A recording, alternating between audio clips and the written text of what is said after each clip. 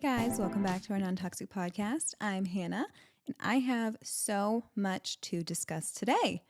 It's definitely going to be one of those episodes where I ramble for way too long, but I hope that everyone has had a snack, had a coffee, is buckled in and ready to take on wherever this journey is going to bring us today.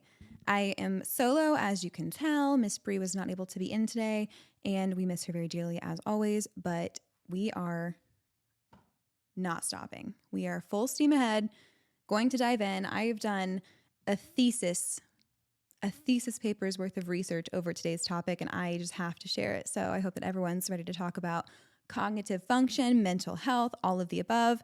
And for those of you who have told me that you enjoy how unhinged and random and sporadic these solo episodes are, you have no idea how much that means to me because I get nervous every time I come to record them. If I were to post the footage of every episode, it would seriously include about a 40 to 60 second clip before everything. Once I've hit record, everything is up and running, where I just sit like this, just trying to steel myself to be ready to go. It's so unnatural to snap from being alone in this room to then all of a sudden being like, hey guys, welcome back. So every single time, it doesn't really get that much easier. I just throw myself into it. And every time I do it in the afternoon, I'm always adequately caffeinated, which is great. But at this point, it's 2 something and I just have a caffeine tremors, which should probably be my indication that I need to cut back. But that's a lifestyle change that I am not ready to make at this point. Thank you for your suggestion. However, I also listened back to a solo episode, just a short period of it, because sometimes I like to give myself some feedback and see what I can improve.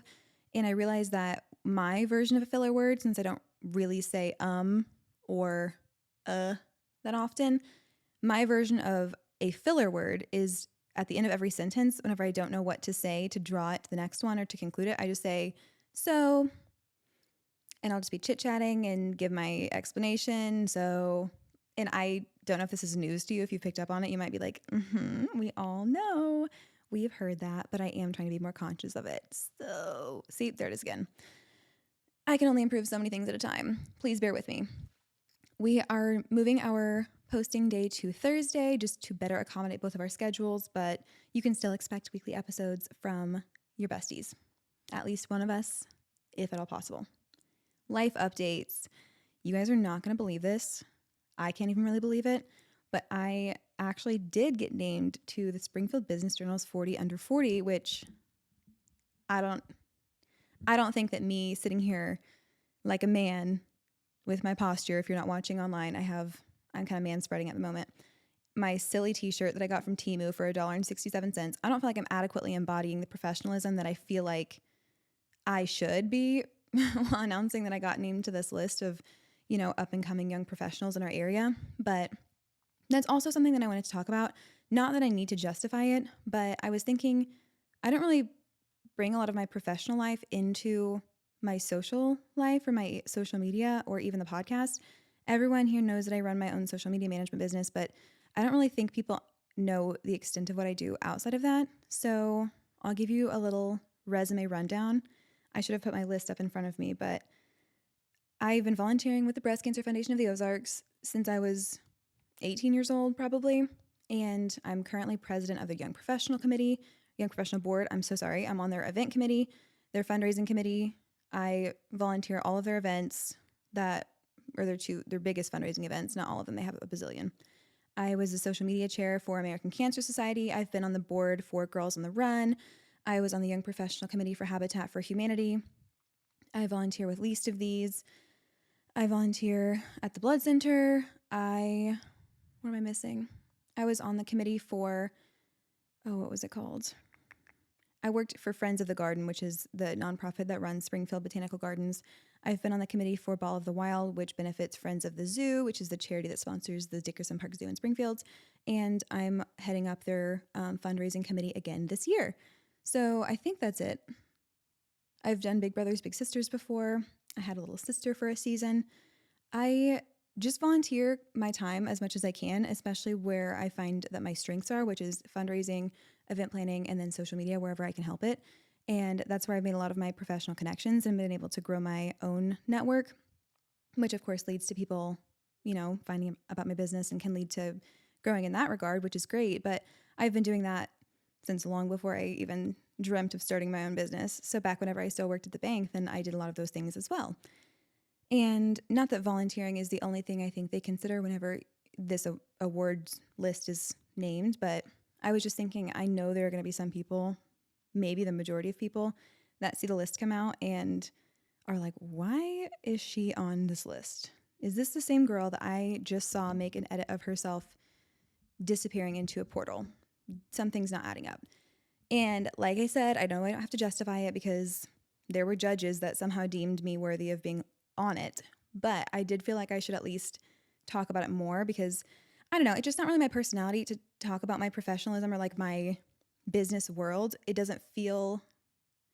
feels boastful to be like, oh, I'm the president of this committee and this and that, because I mean, they're volunteer positions. It's not like I did anything to earn them. I just have the time and I have passions for these causes. So I want to be a part of as many of them as I can. And especially since I don't have a full-time, like 40-hour a week schedule, it means that I can accommodate a lot more things on my plate.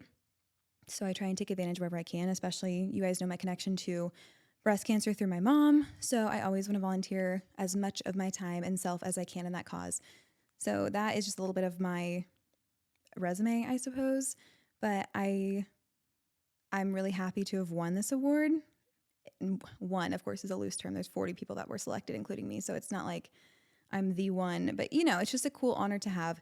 And it's one of those things that is so poetic in its timing because I've wanted this award since I first found out what it was back whenever I was a bank teller fresh out of high school. And I was just dipping my toe into the corporate world of Springfield, which is probably like an oxymoron in itself. But I realized what it was. And I realized that there was recognition that you could get through your career. And being someone that never was athletic, I ran track for 2 years. So you can be very, very shocked and awed by that.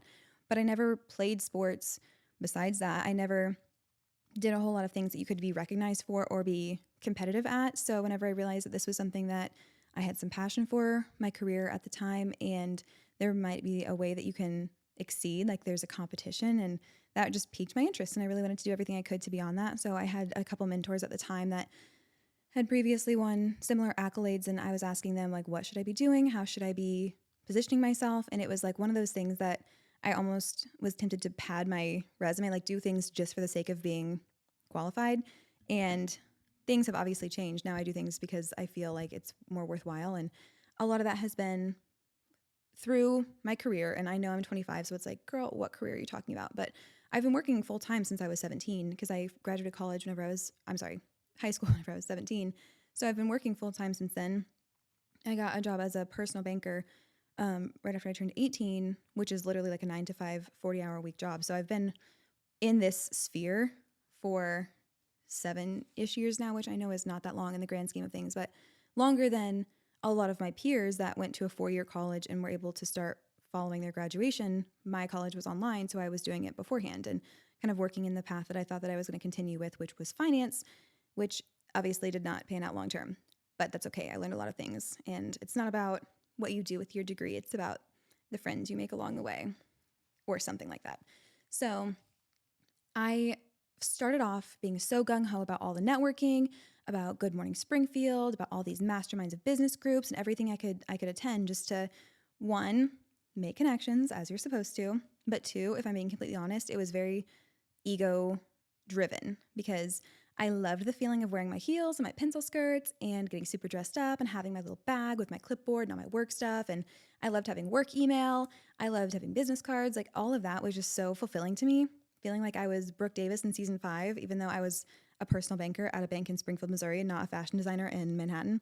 But it was the same to me. I felt like I was just, the big man on campus. I felt like I had it all figured out. I'm a career woman. You can't tell me anything. So getting to go to these meetings, especially whenever they were after hours and they were at these cool restaurants, like it was just the cat's meow, in my opinion. So I loved it. And I put so much emphasis on my career. And that's kind of when these goals were conceived to me is I saw myself having this, long corporate career. I wanted to rise up through the ranks of these banks that I worked at and be like a regional manager and do all these things. And it seemed realistic because there were women in those positions that I admired, and I was exceeding expectations. Some would say excelling. because I just wanted to be good so badly. This was the first thing I could really channel my energy into. So fast forward, I worked at the bank. This business was founded.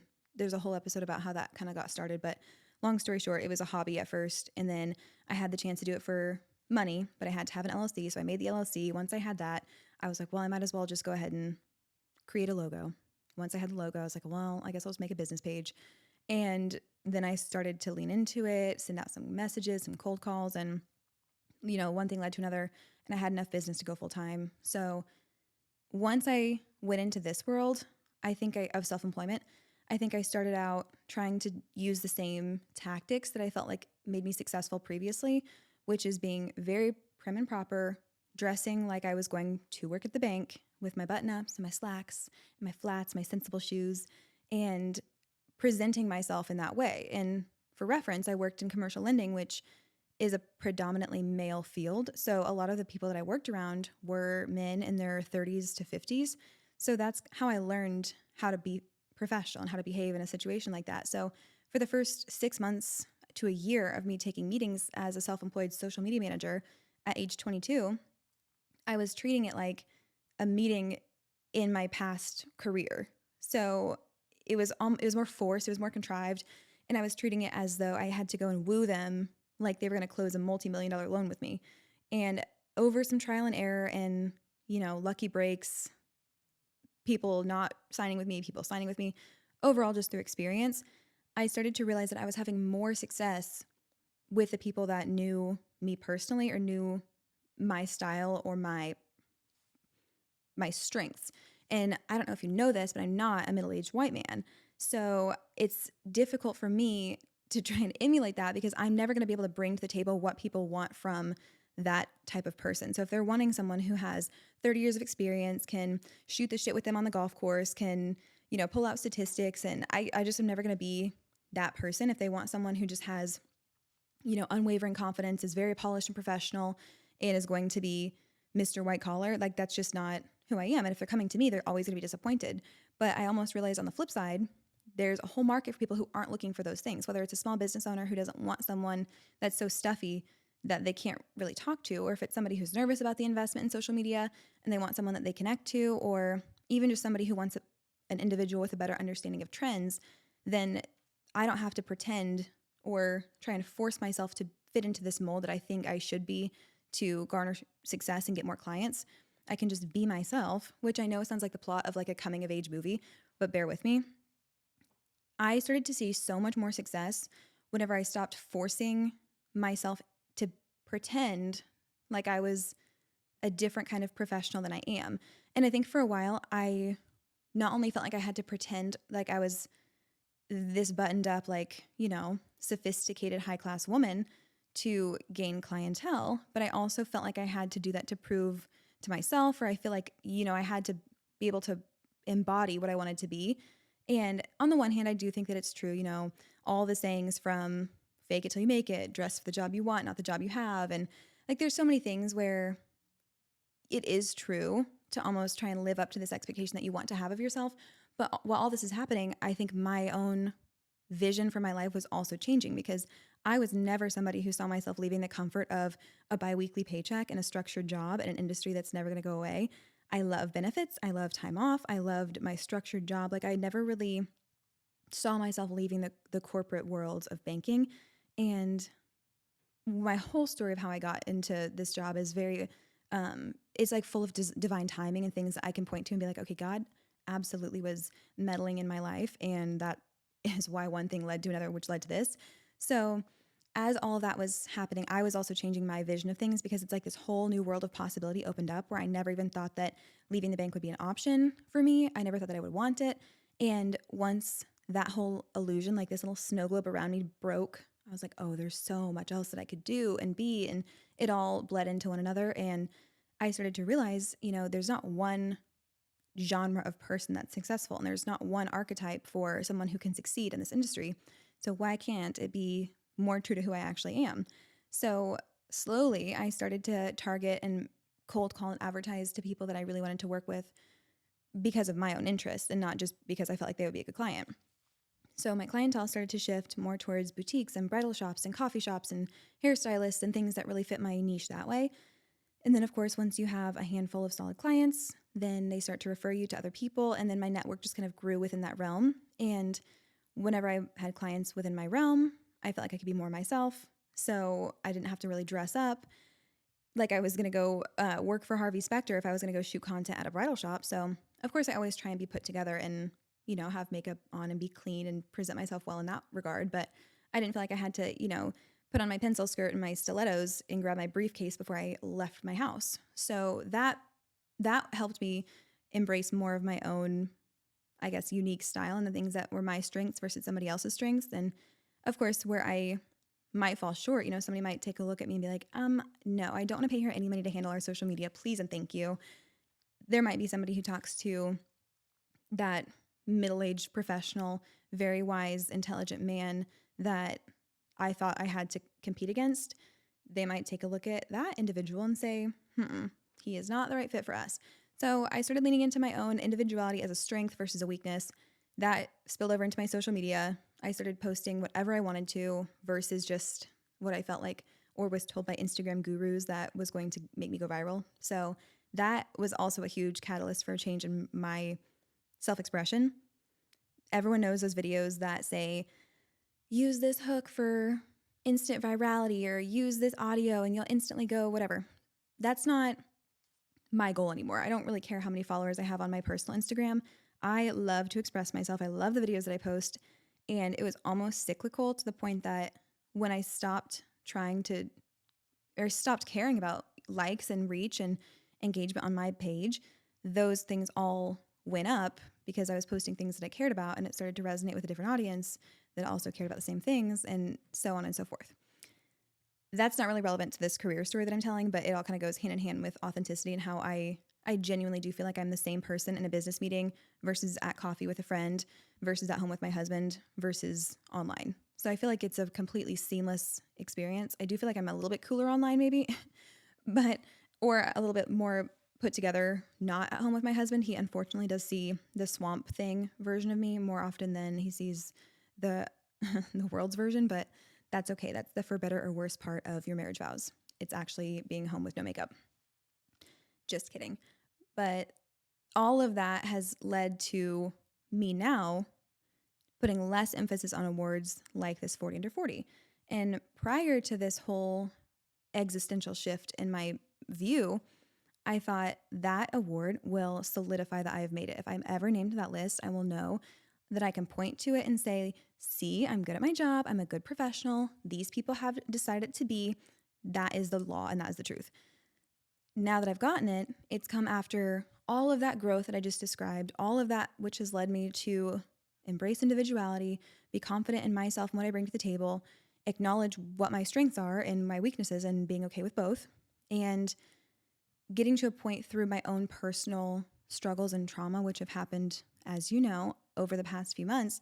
Going through all of that has given me a unique perspective of being a little bit more removed from my career ambitions because I've seen a different side of life and what matters to me and, what stage I want to enter into right now. All of that has given me this like bird's eye view of my own life saying, this is not as big of a deal as you thought it was going to be. And not that it's not a huge honor because it absolutely is, but at a different point in my life, this award would have been what I defined myself by. And it would have been like the affirmation that I needed to validate everything I had done. Whereas now I feel like what is the word? I guess just my sense of self is stronger. So I don't feel like I need anything to tell me that I'm doing a good job because I feel like I'm doing a good job. And that wavers, of course, day to day. Sometimes I feel like I'm doing better than others. But overall, right now in my life and my career, I feel like I'm working hard. I feel like I'm doing a good job. I'm proud of what I've accomplished. And I don't really need anyone to tell me that those things are true because I feel them. But now I have this award, which is amazing. But I just cannot deny that it would have been a completely different experience if I had received it a year ago. And I think that's why I didn't, because not that they know what's going on inside my psyche, but I don't think that I was ready, and it wouldn't have been the same kind of look back and reflect on how far I've come as a professional and as a business owner and as a person if it didn't happen to me now, almost whenever it means something different, if that all makes sense. I hope that I explained that well, because that was kind of just off the cuff. I didn't have that in my notes. But I'm very excited and very honored to have received this accolade, regardless of everything that I just said. It's still a huge honor, and amongst so many great people in the area, in every industry that are doing such amazing things for the community and in their own careers, I'm so, so happy. And if you happen to pick up SBJ, the March 25th issue, I believe, you can find my photo and a couple details about me. So I will probably bring it on the podcast because I will be excited. But I'm proud of myself for, accomplishing that, even though I will say it's out of my control. You have to be nominated, then you fill out their questionnaire and answer their essay questions, and then the judges have to vote on the people that make the list. So it is subjective, and it's not something that I feel like you can force your way into. Maybe you could bribe somebody, but I don't have that kind of cash money, unfortunately. But I think that it's one of those things that I'm proud that I got to check off my list. I had a nostalgic moment because I know how much this would have meant to me, 3 or 4 years ago, knowing that I would receive it.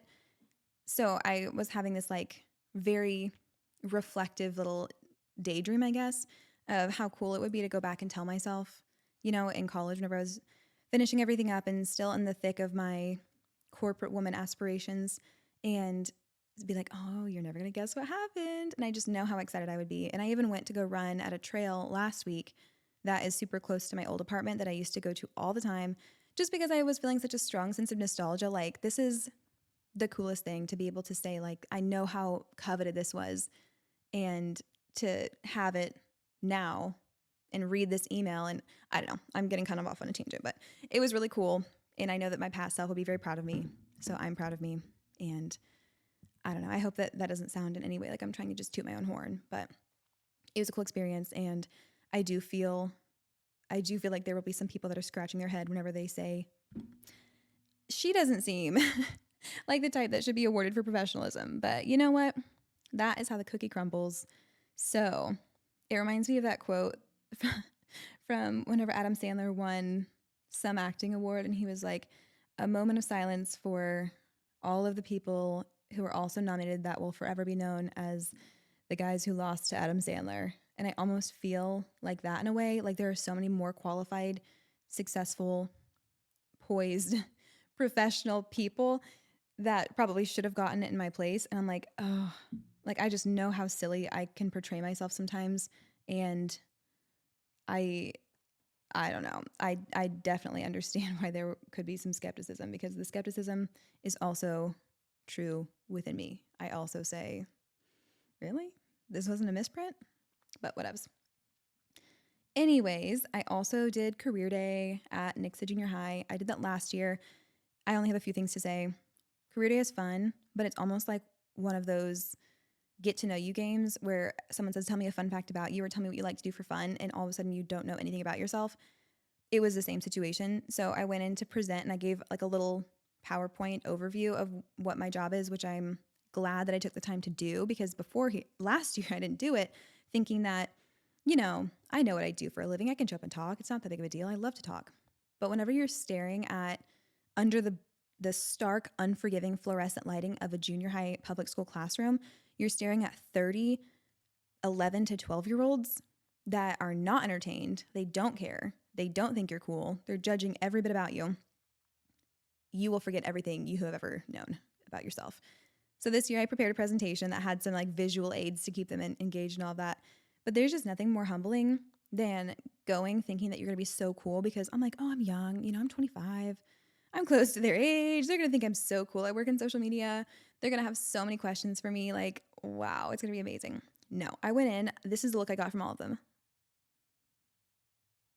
And that's when they were even looking at me. Half the time they were like on their phone or doing something else. And it was fine. I mean, I'm just there because my mom's a teacher and I wanted to get to spend the day with her. But it was just so funny how different it feels to be on this end, because I remember being in 7th grade and not feeling scary, because I remember being like intimidated by every girl in school that had actually figured out how to be a girl and be cute. Fast forward to now, which is when I thought I would be, 30, flirty, and thriving. I'm not. I am 25 and still feel as uncool in the walls of the junior high as I did when I was a student there. So that's always a nice reminder that you never actually get cooler and you never actually stop being afraid of seventh graders. So do with that what you will. Overall, a fun experience. It is always nostalgic to walk back through the halls that I had class in and was a real student at. And it just was giving me the weirdest sense of time passing and you get older and I don't know. I can't even dive into all that today. So moving right along, my so count is a little bit high and I apologize. I'm trying my very best. But I'm just a person, okay? I'm just a girl. I have been having some tough love with myself. Here's what I mean by that. I have been throwing myself somewhat of a pity party, which you know if you've been listening. And I think that for a while it was warranted. You know, I went through something traumatic and I was dealing with all of the emotions affiliated with that. And I think that I needed some time to recover, which I took. I also was coming off of a really chaotic, busy season of work where I was traveling. I had taken on a lot more work than I was used to and really pushing myself to the absolute limits. So that led straight into my traumatic season, which led into the holidays, which brings me to now. And for a while, what I needed was to have that slow, peaceful, at my own pace, you know, hiding from the world, working from home kind of existence. And it started off perfect. It was exactly what I needed. It was the time I needed to heal and to, you know, pray and talk to my husband and do all this soul searching and really just take some time to not feel like the world needed something from me. And I know, you know, who needs something from a little old me, but at the same time, prior to that, the large percentage of last year, I was so inundated with all of the work that I was doing that someone did need something from me almost all the time. And that was okay. It was great while it was happening. But the slow season that I'm just coming off of was a nice contrast. However, the past couple weeks, I have been feeling a little bit more restless, like craving structure, craving a little bit more. I almost have felt aimless in a way. Like I wake up and this slower schedule, because I've been working from home more frequently, taking fewer meetings, doing fewer shoots, whatever, out and about, it started to feel a little bit more like, so what am I supposed to be doing now? And less restorative, things like that. I just started to feel a little bit more like I'm twiddling my thumbs, like waiting for something to happen. And I told my husband that I'm like, I'm just feeling like I need more structure in my days. Before, it was such a nice reprieve to not have structure and to be able to do genuinely whatever I felt was, you know, working for me. But now I'm craving structure again. So I also simultaneously had been praying and journaling and just asking God for guidance and his timing and everything else. And meanwhile, I'm getting all these work inquiries. I'm getting new client inquiries. People are booking, you know, consults with me. People are reaching back out that I had done meetings with months ago that now want to get started. And this whole time I'm talking to God, I'm like, God, just give me a sign. And then like an inquiry comes in and I'm like, God, just tell me what you want me to do. And then I get like a new client consult and I'm like, ugh, gross. And then I'm like, God, if you could just show me the path that you want me to be on, that would be so great. I just need to know exactly what you want me to do. And then I would have a client that reaches back out after 6 months of not hearing from them. And I'm like, I just don't know what God has wanted me to do with this stage of my life. Finally, it hit me and got through my thick skull that there are signs all around me. There are signs right in front of me. And I'm getting inquiries from clients that I dreamt of working with. And, you know, I'm signing big contracts and I'm so excited. It's just that my vision of this season for myself still hasn't reacclimated. Like it got knocked off its axis. And now I'm still kind of like, that's where I'm supposed to be. Obviously, it's not where I am. So it's difficult for me to pivot and change the view of how I thought things were supposed to look. However, God does not consult me when deciding how my life is going to look. So he did not apparently take into consideration what I was thinking this stage of my life was going to look like, and therefore did not plan it accordingly. So it's almost like once I had that thought, I'm like, you know what? Maybe all of these things happening around me are from God and his plan for me. So I decided to change my mindset. I have given myself time to heal. I've been gracious with myself. And I always preach the difference between grace and enabling. Because you do need grace, especially when you go through something difficult. Everyone needs to give themselves grace. There's also the flip side, which is enabling and making excuses for yourself and allowing yourself to continue to stay in a place that, you know, might not be healthy for you long term. But you're continuing to say, well, I went through this, so I get to do that. And same thing like with the gym, for example. If if I'm having a really rough PMS week and I'm feeling horrible and I don't want to get out, giving myself grace to say it's not the end of the world if you don't work out. Take the week, do what you want to do, like rest. There will come a time when you feel fine again.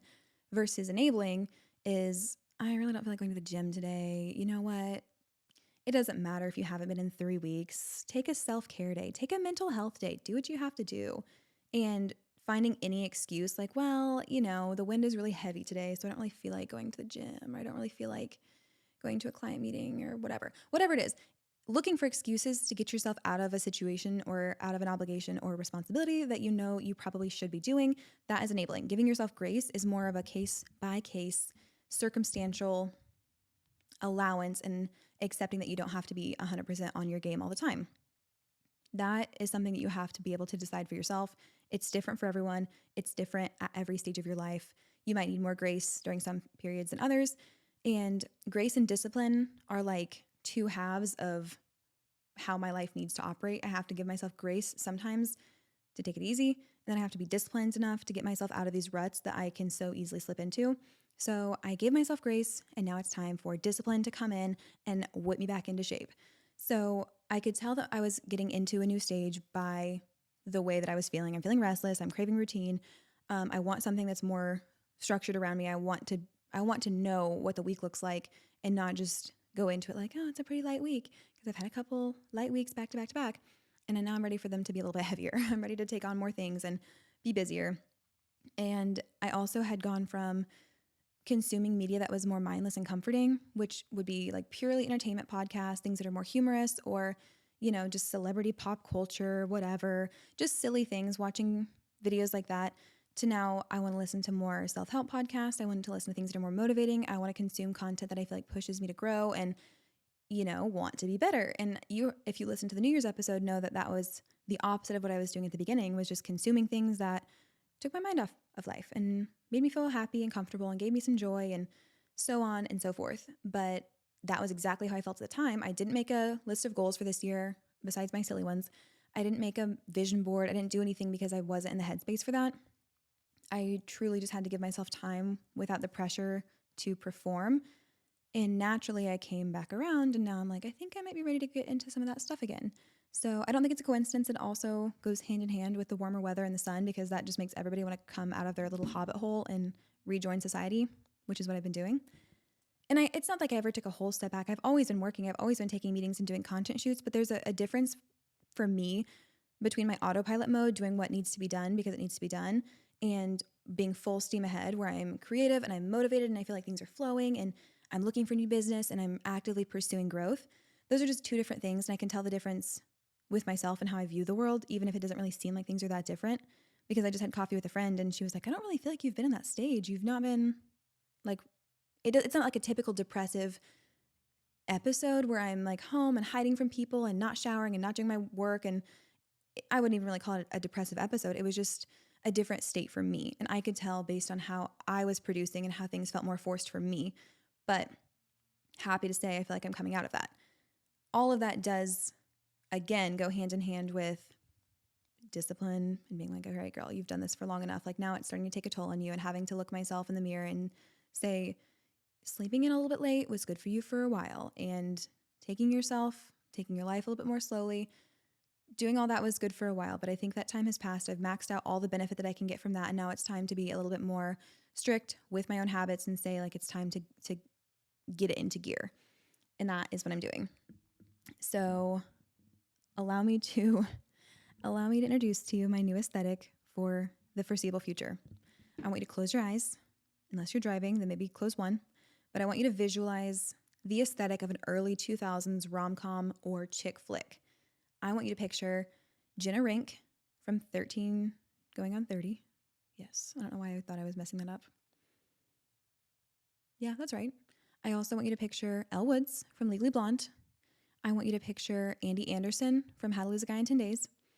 These are career women, but they're also fun, fabulous. They don't fit into the textbook definition of professionalism. They're doing their dream. Like, they're living their dream. They're working in their career, whether it's magazine, print, whatever. Doesn't matter. What I'm picturing is this Carrie Bradshaw-esque era of being happy and fulfilled in my career, even considering that life is not necessarily picture perfect. They're all scattered. They're all running around with a coffee and a stack of folders under their arm. They're hailing a cab, which is going to be difficult for me to do in Springfield, admittedly. But I just want you to picture it. Running around in heels, maybe being like 5 minutes late, but it's because you're so booked and busy. And just feeling like I'm alive and on fire for my work again.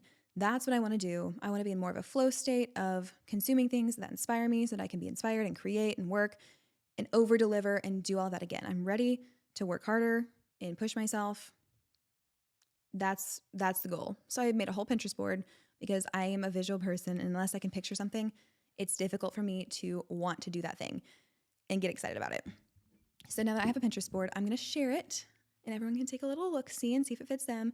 But with the addition of a few new clients that I'm super excited about and the clients that I already have that I love so dearly, I'm just ready to throw myself into the stage that I'm in and stop fighting it and stop trying to convince myself that God was wrong or that the universe was wrong and that things didn't play out the way that they were supposed to. And unfortunately, I can't change the way that anything in my life has played out.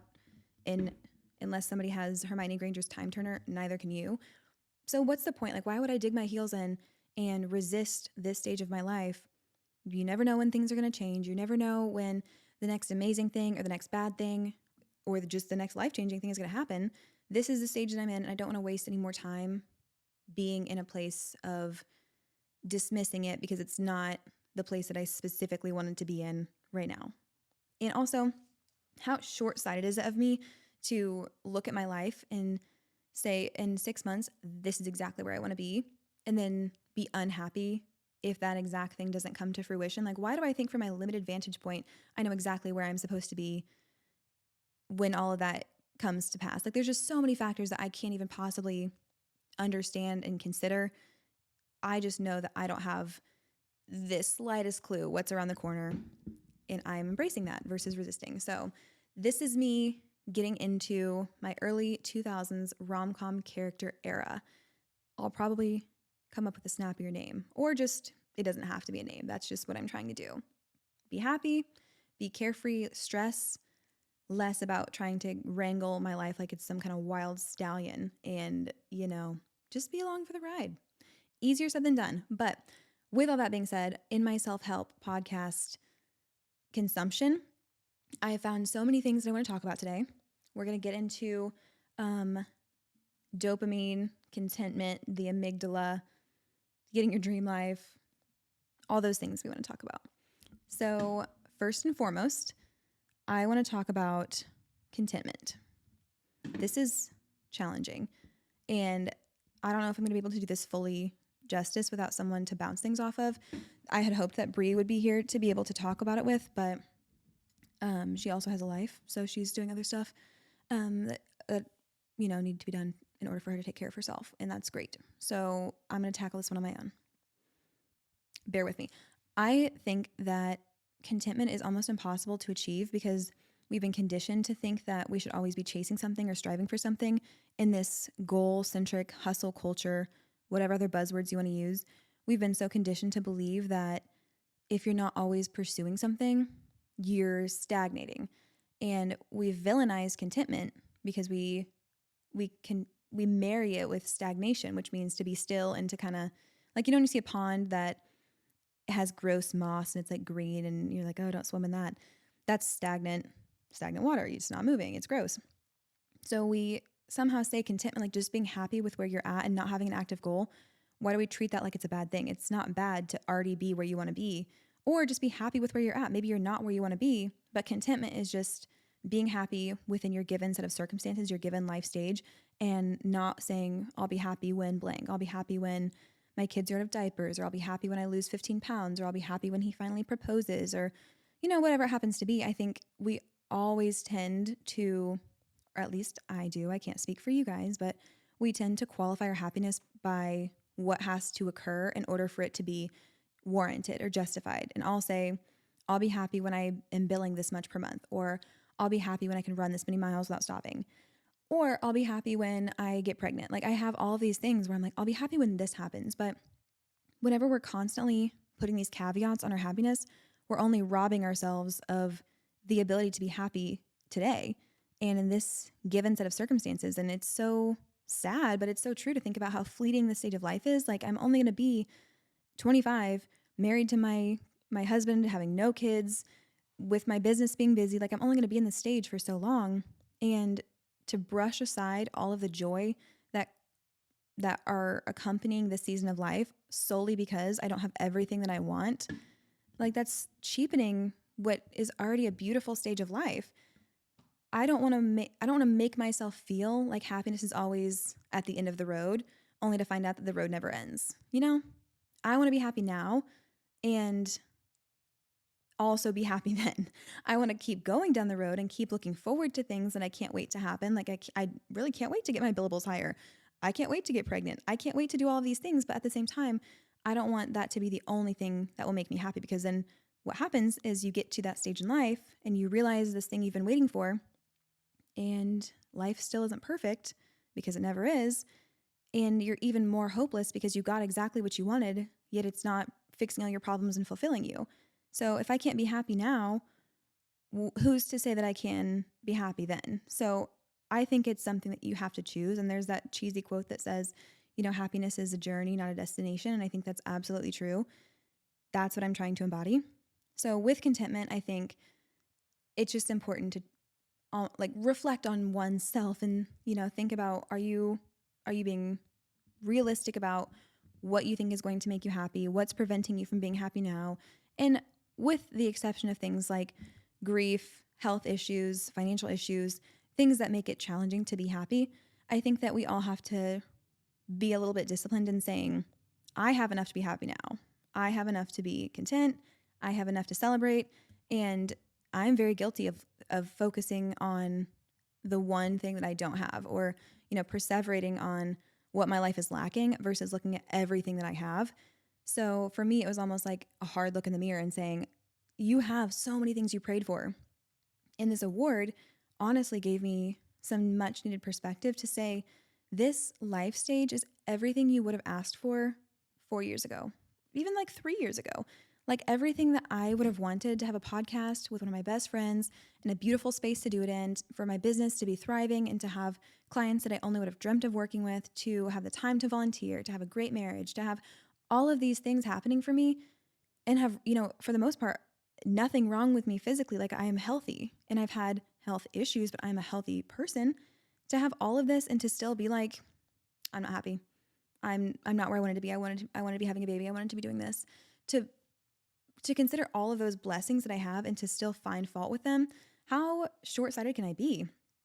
And I don't want to discredit everything that I went through or what anyone who's gone through a similar experience might be carrying, because the baggage of miscarriage and grief, they don't go away. But at the same time, every day that I'm not going through that trauma is a good day. And looking at how sad and how difficult things can be, why wouldn't I cherish the days that don't feel as heavy? I'm getting on my soapbox, but let me move on. I don't have a good transition from from one thing to the next, but I do want to get into some brain health and anxiety. Beforehand, I need to give you some backstory because I had to do some research on this, but in trying to talk myself into, you know, how do I get my own mind right? How do I, you know, lasso my brain and get it back under my own control? Easier said than done. I was doing some research, and here's what I found. Okay, let me read from healthline.com. To understand what an amygdala hijack is, you need to know about a second part of the brain, the frontal lobes. These two large areas are located at the front of your brain.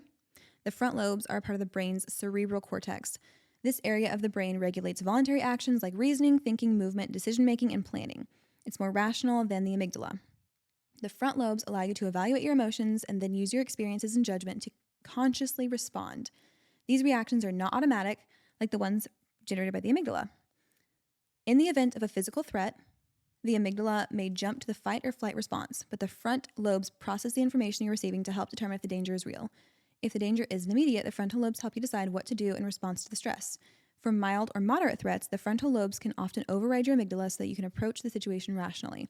But in the case of strong threats, the amygdala may trigger the fight or flight response. For early humans, our cave ancestors, The fight or flight response was vital.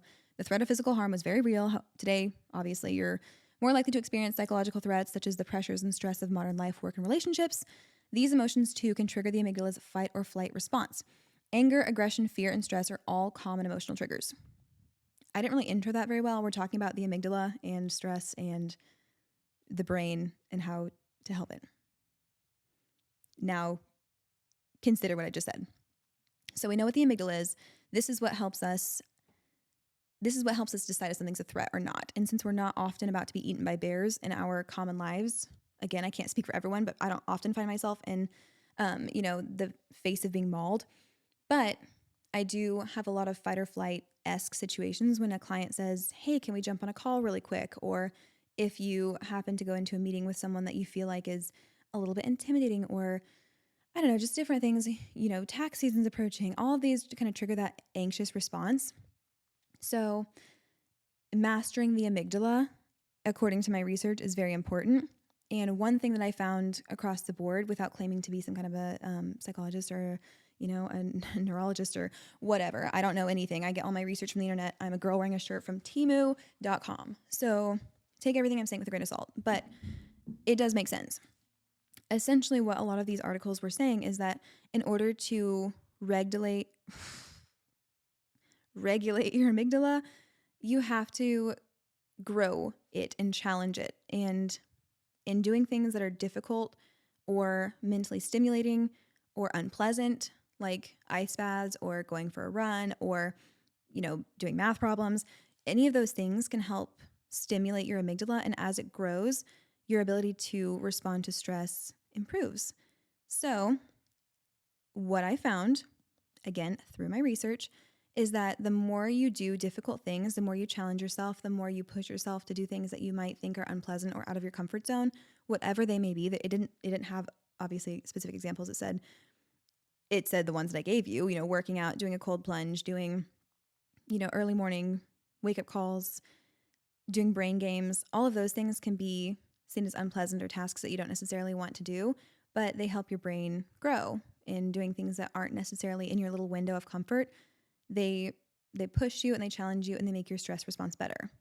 Additionally, it says, according to research, challenges make you think harder and they demand focus. Research has found that mentally challenging yourself stimulates brain function and helps to curb anxiety and depression.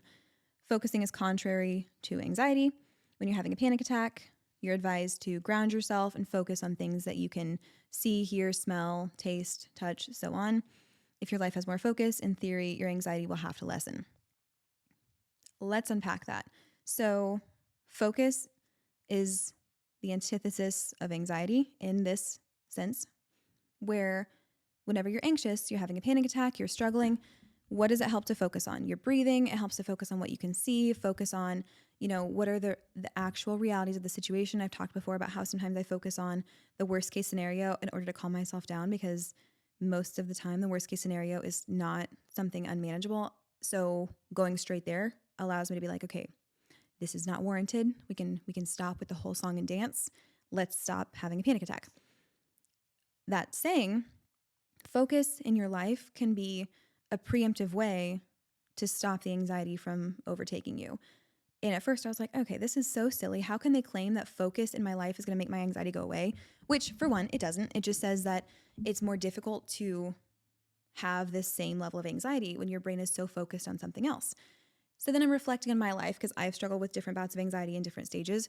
And ironically, the stages of my life that were the busiest, for example, the majority of last year, when I was running all around, flying to different parts of the country by myself, taking on big contracts, had all of these things on my plate, doing the podcast, trying to stay fit, doing all these things, I didn't feel that stressed during that time. I felt tired. I felt a little frazzled. I felt like I wasn't really juggling everything all that great, but I didn't feel anxious. I felt busy, but my focus was so honed in on everything I had in front of me.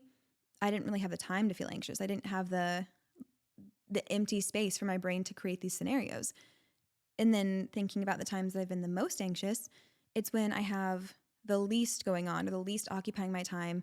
Because if I'm just going through the motions and, my brain's not overly occupied by a ton of stress at work or a ton of things that I'm trying to achieve, then I have so much more time to concoct these scenarios that make me so stressed out. I have more time to focus, I have more downtime, and I don't know why my brain seems to be preying on my downfall, being that my brain is a part of me, but it seems like the less time that I give myself to just think and perseverate, the better off I am at coping with my anxieties. And I also know that there's a difference between those of us who experience anxiety and those of us who actually have an anxiety disorder. So I'm not going to claim to know how to fix that. But I do think that this can be applied as something that can help you. It can be a tool in all situations. And I'm not even just saying focus needs to be, you need to be doing 75 hard. You need to have your career laid out. Your kids need to be on a 9-step schedule every morning. Like I'm not saying it has to be focused in that way. Like I'm not Huberman Lab podcast. I'm just saying if there's something for you to focus on, whether it's even, gardening, or you're focused on meditation, or you're focusing on, being more intentional and present with your family, whatever your focus is, if you continually drive your brain power and your energy more towards that thing, I think anxiety, just by the nature of only having so much brain capacity, it has to lessen. So that's what I'm focusing on for myself. If I'm focused on my health, not just my fitness, but my overall health, and I'm focused on my work and my creativity and trying to ignite that stage, once again, there's only so much room left in my brain for anxiety to fill. And I don't want to give any more of my brain power over to that. So as much as I can, I want to drive my focus and my attention towards the things that fulfill me and the goals that I've set for myself. And they're not even goals that I think are very quantifiable. They're more goals that come with a feeling. And I want to feel productive, and I want to feel energized. I want to feel healthy and inspired, and so on and so forth. That said, easier said than done. I totally get it. But I think that reading all of these things helped me understand that a lot of what happens in our brains is contrary to popular belief, under our own control.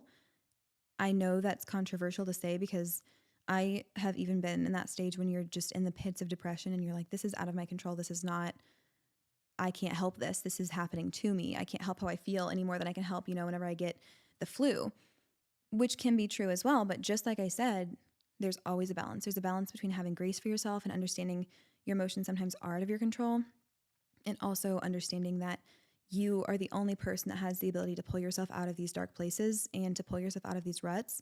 So if you find yourself somewhere struggling with motivation, struggling with just feeling gross and gray and like you're in a rut, what are you doing to bring the color back to your own life?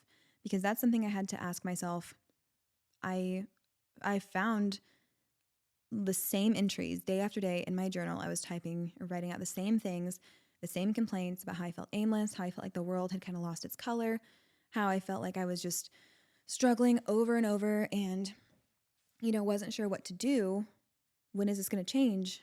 But I was not doing anything to change it. And for a while, the thing I was doing for myself was giving myself time and space to feel it.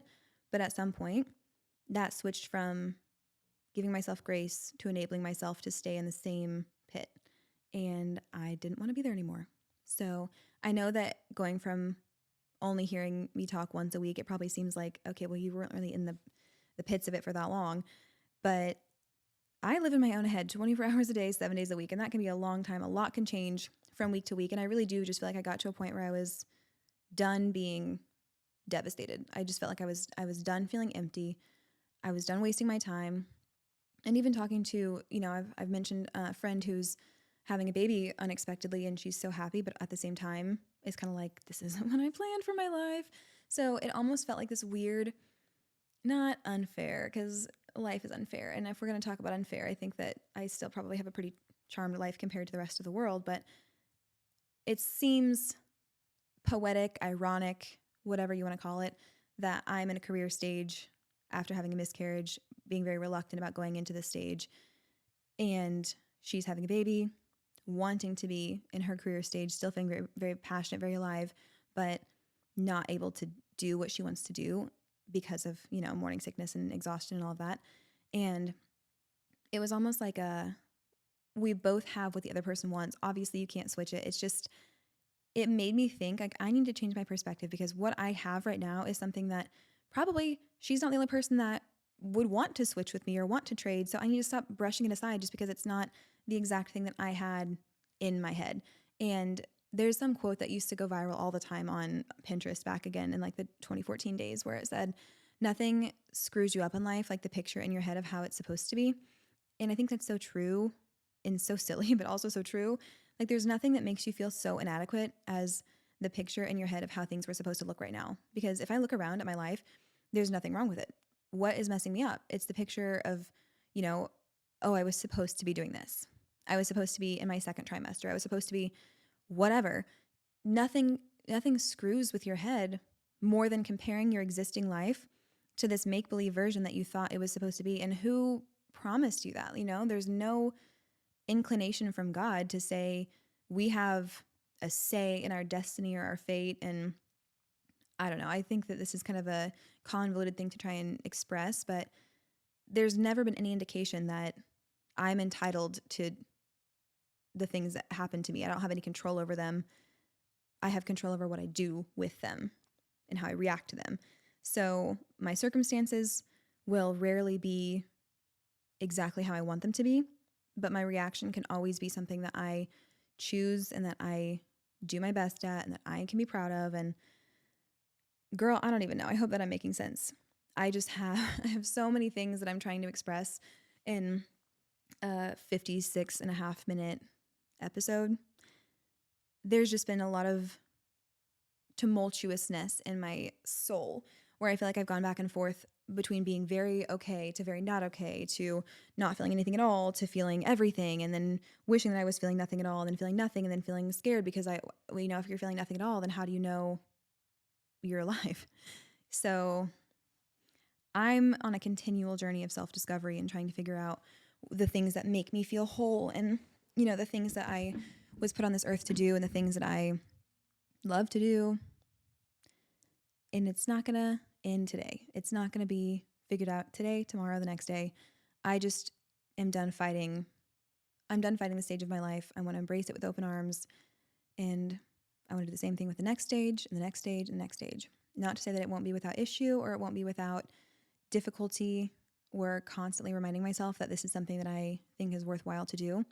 But I want to have the discipline to do hard things, to grow that freaking amygdala and stop freaking out at everything that is bringing me anxiety these days.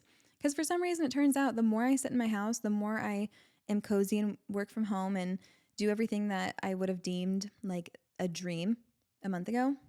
The more I do that, the more I get into my own head and give myself a complex about going to meetings or socializing. And it's so cyclical. Like the more I sit out of social gatherings because I feel like I'm socializing on manual mode and everything feels forced and everything feels awkward and difficult, the more I sit out, the more that feeling just perpetuates for the next time I go socialize.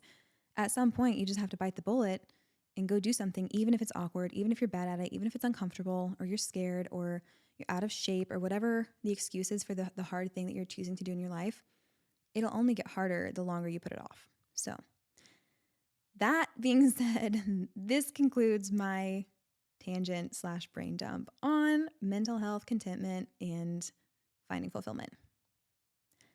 I hope all of that made sense to you. If anybody wants to discuss this further, my DMs are always open. I want to remind you that we're doing a little brunch giveaway with 417 Devour. If you guys want to sign up for that or enter into the giveaway, it's on our podcast Instagram. We're doing a drawing on Monday. So don't miss out. Go enter. We would love to have you. We're picking 2 listeners who can then bring 2 or 1 each, total of 2 guests to the brunch. It'll be fantastic. And I can't wait to see you guys. It's randomly picked. So I can't even say who is going to come with us yet because we have over 110 entries and I don't even want to think about how much time it's going to take me to enter all of that into a randomizer. But it's worth it because this is a democracy.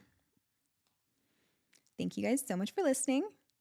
Please subscribe, like, share the episode. Give me any feedback that you have. Unless it's negative, I am not interested at this point in time. But thank you for asking. Love you guys so much. Thank you for listening. Bye.